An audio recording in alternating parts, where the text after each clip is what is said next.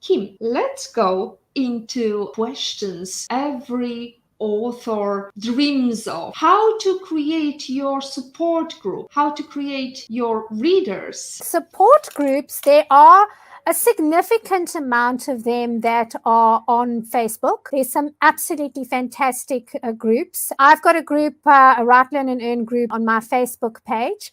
Mark Dawson has got a self-publishing formula group. There's a support group there that you can ask questions. There is the 20 books for 50K group. That group was designed originally because the originator wanted to see how many books he would need to sell in order to retire. And so he formed this formula to work it as a retirement plan. And there's a lot of authors that follow that. In fact, that particular group was created the tipping point for me in my relationship with my husband, because my husband was one of the original people that questioned what I was doing. Now, when I say that, my husband is an incredibly supportive person. When I committed to start writing, he took over the breakfast run. He has made breakfast for the family almost every single morning, except for the occasions where I don't feel like writing, every single morning for the family so that I could have my slot to write. But I had to be very clear on what my goals were. I found a lot of people say, my spouse is not supportive, but sometimes you are a bit wishy-washy in what you want and what your dreams are. And if you had to sit down with your spouse and say, this is my dream, this is what I'm going to do, this is the plan of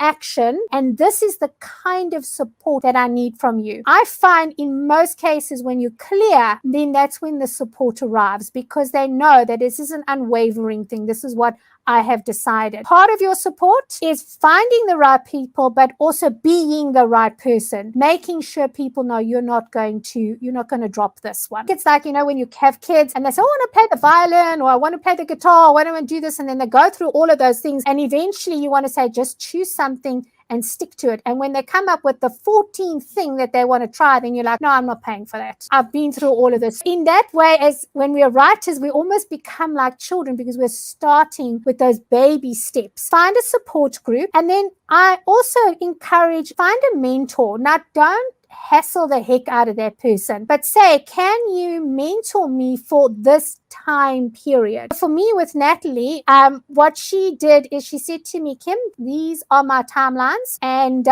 she said to me, I work very odd hours, so you can send me a message now. I might only respond to it tomorrow morning at 2 o'clock in the morning. If you're okay with that, I will help you. So understand where people are at and take what you can and what they're comfortable with offering. And then find all the other people around that. If there is a group, like in South Africa, I am a partner in a bookstore, Profound Books, and we have some authors that keep on coming to the book talks that we have. Those authors are the ones that are writing. The people who don't come to the book talks to support the other authors, they are the ones that very often say, oh, I haven't written anything in 3 months. I've got writer's block. You need to be in the environment with people. Those people who are writing, in November, NaNoWriMo, Google it. NaNoWriMo is an international organization that runs 3 different writing camps every year. It's online. They are fantastic. You enter in your goals, how many words you need to write, and they've got graphs at your current pace. You are writing this amount of words per day. This is by when you would have reached your goal. And I find that that is brilliant. I don't finish NaNoWriMo every year, but it's certainly I can get at least 50% of my novel completed in that time.